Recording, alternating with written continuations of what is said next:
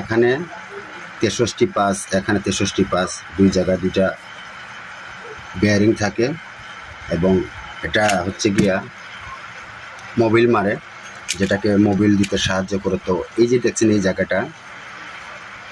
জায়গাটা কিন্তু বেশিরভাগ ক্ষয় হয়ে যাওয়ার কারণে মোবিল পাম্পে মোবিল ছেড়ে দিয়েছিল, যার কারণে আমরা এটা ওয়েল্ডিং করে আবার সেই আগের মতন করেছি। যে দেখতে পাচ্ছেন এখানে শান মেশিন দ্বারা আমরা আবার গ্রুপটি কেটেছি। এই যে মোবিল পাম্পের যে